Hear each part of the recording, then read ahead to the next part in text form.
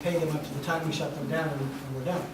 If we have to terminate for negligence, normal contract provisions regarding negligence would be in place, and then it's a tort as well as a contract problem. But there are other breaches. There could be other breaches. There are, but at the same time, at this stage, given what they're doing for us, I think I would be hard pressed to try and anticipate what theoretical issues might arise and what theoretical damages would then apply, because if those two don't equal, as you're aware, you can't collect on it. So that becomes a problem. I think this is pretty standard, and this is pretty much what the industry calls for. And you know, in every contract, you're betting there won't be that kind of a problem anyway, and that's why we go through this laborious process to get to this. I don't know what else we could do in a contract like this to insure against that. Well, I just my only suggestion would be, and you know, and perhaps we can discuss at a future time. But when we have our termination clauses, we say termination. We don't want convenience and breach, or you know, termination for default and termination for convenience together, and says we're going to pay everything, and then we let the insurance companies go. I would have different sections, but that's, you know, that's maybe it's style. I think it provides the additional protection. My only concern is that this is $1 million contract roughly. Okay, it's $1 million when you add in the next topic on the agenda is we're going to put another $100,000 roughly, $78,000 to be exact, of interest. So it's really $1 million. It's really not capped.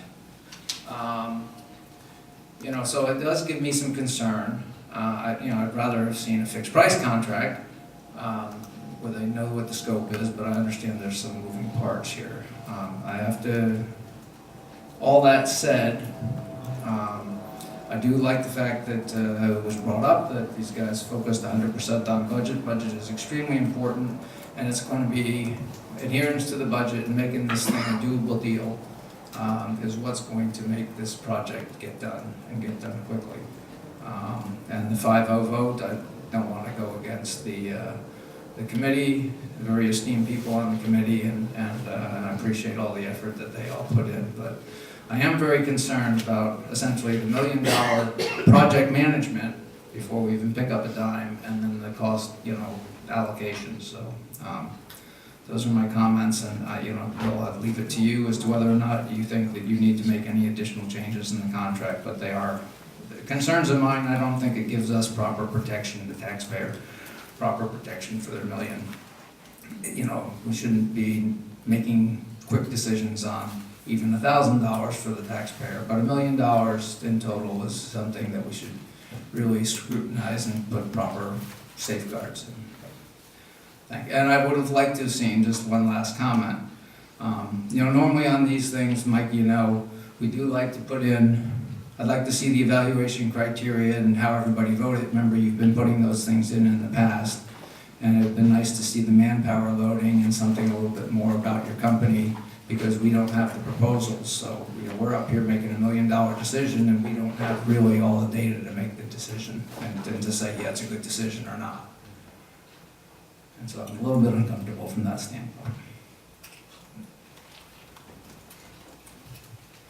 Thank you, Bill. I agree with you on a few of those things, and that's obviously something that we're going to work with in the future. Any other comments by council members? Councilwoman Lewis? No. No. Thank you. Vice Mayor DeGloria. Just running the numbers and what our exposure is during the design period in the event that the private funds don't come in for some reason, which, by the way, I don't believe will be the case. The design period cost here is about $234,000, and if you assume that the library is anywhere in the range of a third of that, and the building department is 10%, that leaves approximately $130,000 of exposure that the general fund would have, or that we would borrow from the general fund that would be paid back from the privately raised funds. The building department could fund it all. well, they could fund it all. If we still have to chose to allocate more than their 20%. And so for the library JPA has provided $1.2 million for use this year. That decision has been made. Yeah, but it'd be difficult to Well, I'm not swap saying it, it but should. I would rather see the swapping on the business, on the money that the town owns and the building that the building department's gonna go in is paid for. Right. That is the cleanest way to do it. Bill. We could borrow. In any event, I'm just I don't trying. think there's anyone's intent to borrow money from the JPA, so don't get confused about that. Yeah. So, okay, so the point here is there's about $133,000 that we're looking at rather than $1 million. Okay. Because if the money doesn't come in, we're not obviously not going into construction. Okay. Good. Thank you. Thank you. I'm just gonna put two bits in here. You get what you pay for, and I know that we have a lot of professionals on the private side in our CCAC committee that have done an incredible job to weed through the people, and MAC 5 came out, and we obviously need professionals to keep an eye on a project that will be the town of Atherton's biggest project in the history, period. So therefore, to hire the professionals, I would echo Bill's comments. It'd be nice, Bill and myself are not involved with the CCAC on a direct basis, so a little bit more information to us would have been helpful this evening, but in trust that we have an excellent staff and an excellent subcommittee and town manager and the city attorney that have gone through all this. I am comfortable still moving forward here, and so I'd like to see a motion to approve